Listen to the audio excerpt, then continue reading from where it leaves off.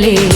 High power ఉల్లాసం, high power ఉత్సాహం, high power ఆరోగ్యం, హై పవర్ ఆనందం. గుంటూరు వారి XXL మరియు హై పవర్ హార్స్ దేశవాళీ మినపగుళ్ళు. బంధాలు అనుబంధాలు మరింత దృఢంగా, మరింత బలంగా.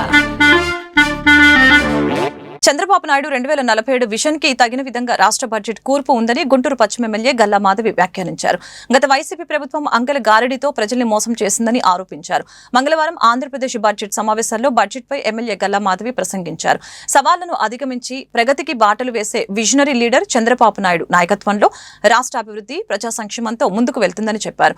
ఈ బడ్జెట్ అన్ని వర్గాల ఆకాంక్షల్ని నెరవేర్చేలా ఉందని చెప్పారు. బీసీల సంక్షేమానికి కూటమి ప్రభుత్వం కట్టుబడి ఉందని చెప్పారు. 25-26 పూర్తి స్థాయి బడ్జెట్లో మాట్లాడే అవకాశం ఇచ్చినందుకు ధన్యవాదాలు అధ్యక్ష.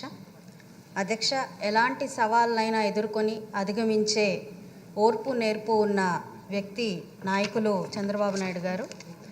అయితే ఇప్పుడు రాష్ట్రం ఎదుర్కొంటున్న ఈ సవాల్ మాత్రం చాలా కఠినతరమైంది అధ్యక్ష. గత ప్రభుత్వ పాలన వైఫల్యం వలన రాష్ట్రంలో అన్ని వ్యవస్థలు నిర్వీర్యమై అప్పుల భారంతో రాష్ట్రం దాదాపుగా 1947 స్థాయి ఆర్థిక మరియు సామాజిక పరిస్థితుల్లోకి వెళ్ళిపోయింది అధ్యక్ష. మరి ఇలాంటి పరిస్థితుల నుండి స్వర్ణాంధ్ర 2047 వైపు 10 సూత్రాలతో ముందుకు వెళ్ళడం అంటే ఎంతో శ్రమతో, ఓర్పుతో, నేర్పుతో కూడుకున్న ప్రయాణం అధ్యక్ష. ఇది స్వర్ణాంధ్ర 2047ని లక్ష్యంగా పెట్టుకొని ముందుకు ఈ బడ్జెట్ సర్వత్రా ఆమోదయోగ్యంగా ఇది ప్రజల ఆకాంక్షలకు అద్దం పడుతుంది అధ్యక్ష. ప్రధానంగా విద్య, వైద్య, వ్యవసాయానికి పెద్దపీట వేస్తూ 31,805 కోట్లు పాఠశాల విద్యకు, 2,506 కోట్లు ఉన్నత విద్యకు కేటాయించడం భావితరాలకు బలం చేకూర్చేలాగా ఉంది అధ్యక్ష. 19,264 కోట్లు వైద్య, ఆరోగ్య, కుటుంబ సంక్షేమానికి ఇస్తూ 25 లక్షల వరకు ఆరోగ్య బీమా ప్రతి కుటుంబానికి ఇచ్చేందుకు ప్రణాళిక చేపట్టడం నిజమైన పరిపాలన దక్షతకు నిదర్శనంగా ఇది కనిపిస్తుంది అధ్యక్ష.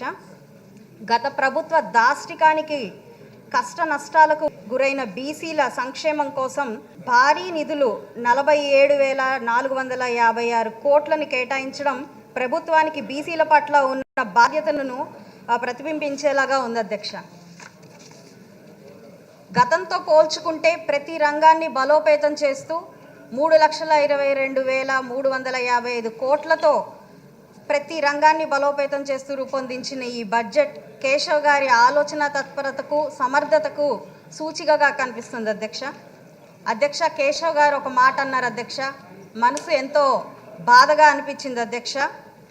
పెట్టుబడిదారులు, కాంట్రాక్టర్లు గత పాలనా వైఖరి వలన మన రాష్ట్రాన్ని బ్లాక్ లిస్ట్లో పెట్టాము అని అన్నారు అధ్యక్ష. ఇది ముమ్మాటికి నిజం అధ్యక్ష. మా కార్పొరేషన్ స్థాయిలోనే ఏ చిన్న పని చేయడానికి కూడా కాంట్రాక్టర్లు ముందుకు రాని పరిస్థితి అధ్యక్ష. గతంలో చేసిన పనులకు గత ప్రభుత్వం బిల్లులు చెల్లించినందువల్లనే ఏ చిన్న పనికి కూడా వారు ముందుకు రాని పరిస్థితి కార్పొరేషన్ స్థాయిలో నెలకొన్నది అధ్యక్ష. ఈరోజు మరి మున్సిపాలిటీ